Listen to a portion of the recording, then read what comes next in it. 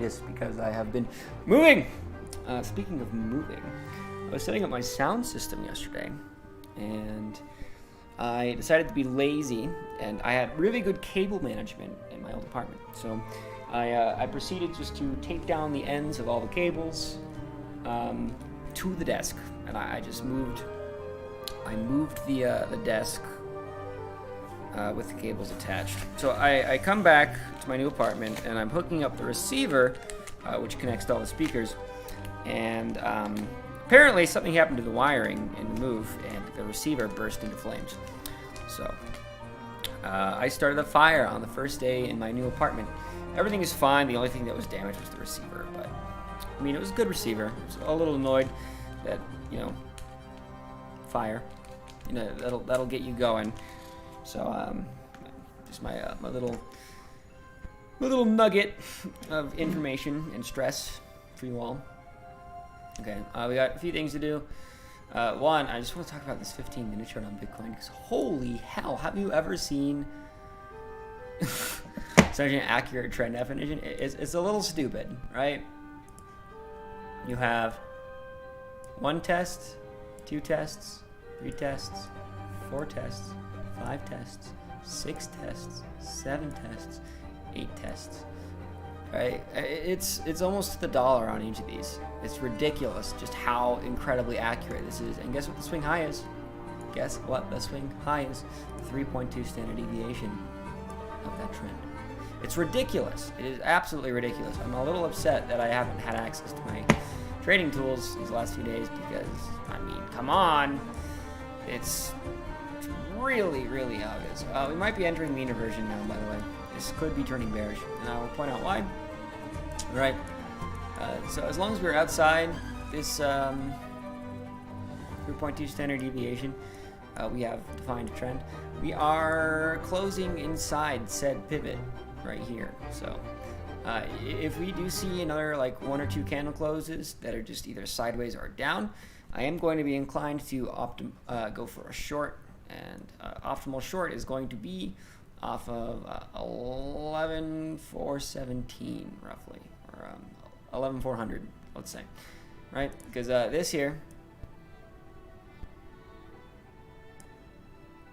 should smack down price from above, right? Because this is our secondary compression condition, the blue band, right? Well, typically we're in the blue band. We are restoring short-term potential energy, and then when we break out, it resumes trend. This can also be true in a bearish sense. So if we have the swing high up here, we can short that with our target being the mean of the mean reversion condition. So try to short off that, and your target can be about 11,200 to 100. Looks great. All right, let's go ahead and check the live stream questions. Storage. Yeah, sorry, G Money, I wasn't able to get to that chart.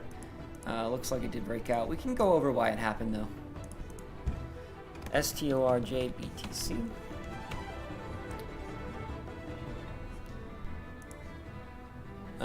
Might just be correlation.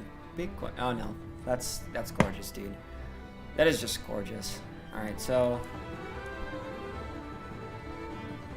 all I'm really interested in is the wave PM here. You have potential energy, right? Everything is below the 0.7 value. And the 14 period crosses up above the 100.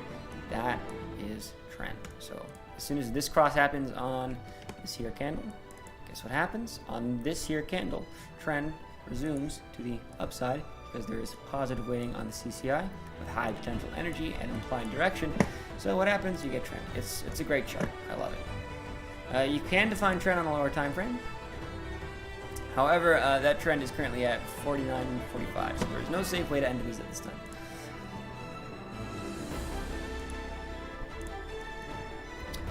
XRP. Oh, hi. Okay, 4 hour, looks like there's compression right now, isn't it, 8 p.m. Slightly positive weighting. No. Daily chart, you don't have much.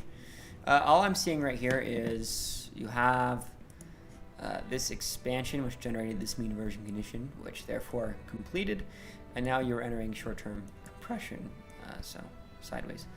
That's my guess. I guess you should taper off in the next week or two. So, nothing right now.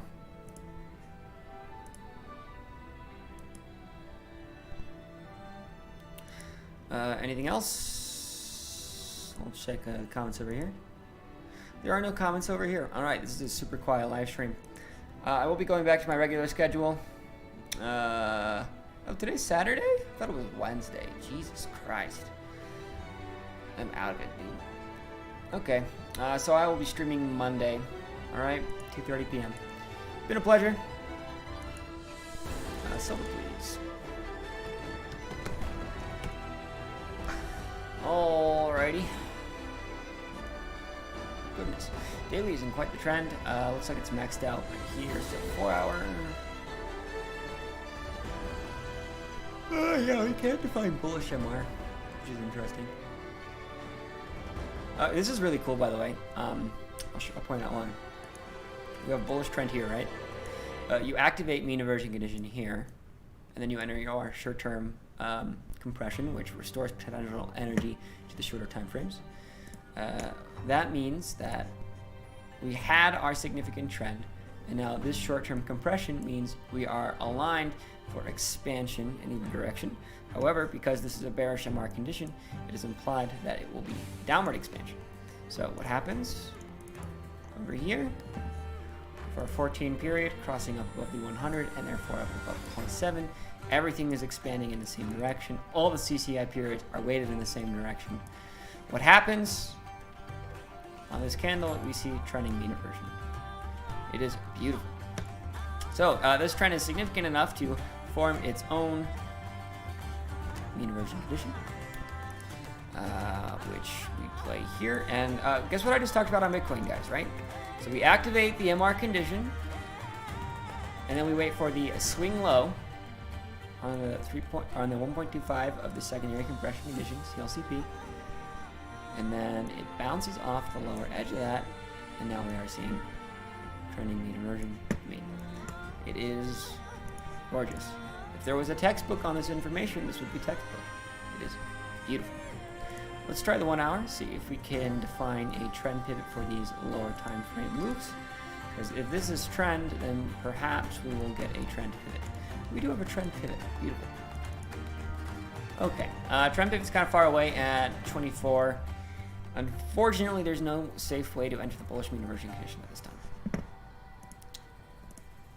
All right, anything else? That's it. Been a pleasure. And we'll talk to you all Monday. Have a good one.